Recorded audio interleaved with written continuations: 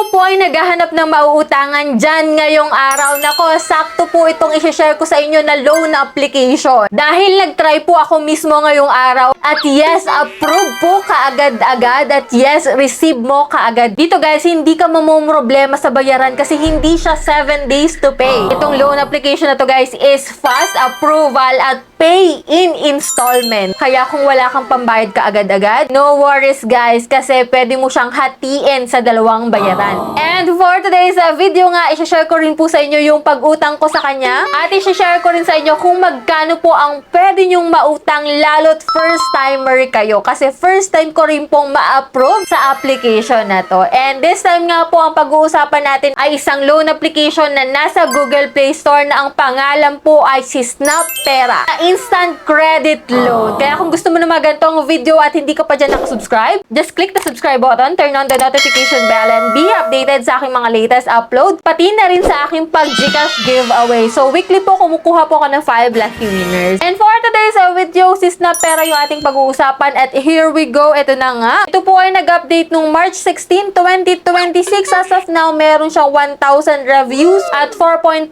stars. So, kung makikita mo sa kanyang ads, guys, siya po ay high limit, easy repayment, flexible installments. Up to 50,000 po yung kanyang pinapautang. Fast approval, one valid ID lang ang kailangan mo. And dito guys, easy payout kasi pwede sa Gcash, 7-Eleven. So kung wala kang e-wallet or bank account, pwedeng over the counter ka magbayad. At yan, pay in installment. Hindi mo kailangang bayaran ng buo guys. At ito na nga yung pag-utang ko sa kanya. Kaya kung gusto mo ding mag-try, ito po, i-share ko sa'yo. So dito guys, before may account na po ako sa kanya, kaya instant, meron na po siyang offer talaga sa akin. So before, na-reject tayo dito, na-denied, and this time guys, approve yung aking application. Ito nga guys, loanable amount ko dito is 2,500. So ito po yung offer niya sa akin bilang first timer. Take note po ha, iba-iba po ang loan amount na i-offer sa'yo, no? So sa 2,500, ipapakita ko sa'yo guys, apply now tayo. So after mo makumpleto lahat ng yan guys, ito na nga guys, biglang nag 2,900 na po yung kanyang offer sa akin. Biglang lumaki guys. From 1,000 to 2,900 ang offer niya at 30 days to pay. O diba? Hindi siya 7 days to pay. Goods to guys. And dito, click natin yung apply now and you can pay this in 2 periods guys. So mahahati po yun sa dalawang bayaran. At ito na po yung kanyang loan details. So 30 days po siya. Ang total repayment po sa 2,900 is 3,342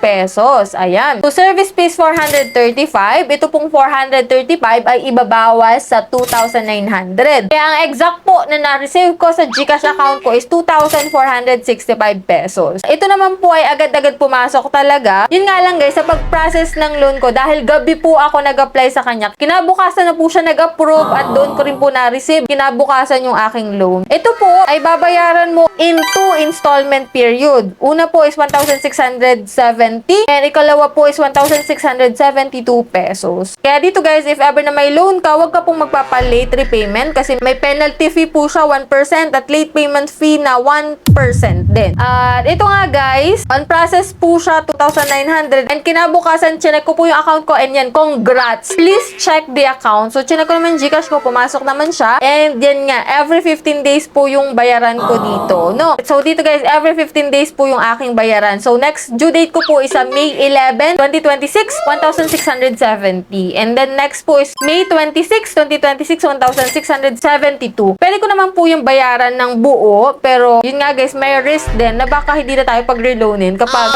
advance payment tayo dito. And yan nga guys, ang aking pag-utang dito kay SnapPera. Kaya kung kayo ay naghahanap din ng mautangan online, pwede nyo po itong itry si SnapPera. Pero make sure na may pambayad kayo on time para hindi na mas lumaki pa yung interest na ipapatong dyan, yung mga penalty fees, no? Kasi mas lalaki yan guys kapag tayo ay nalilate sa pagbayad. And for those na may utang dyan kay SnapPera, kamusta po yung inyong account? Okay ba para sa inyo si SnapPera or hindi? Let me know your opinion dyan sa comment section para at least makatulong sa mga gusto ding mag-try dito kay SnapPera para makapag-decide sila kung go sila or hindi. So that's it. Yan lang po yung vlog natin for today and hoping ako na makautang at ma-approve din kayo sa loan application na ina-applyan nyo ngayon. So sa mga hindi pa dyan nakasubscribe, just click the subscribe button, turn on the notification bell, and be updated sa aking mga latest upload. Bye-bye na muna for now guys. See you on my next video.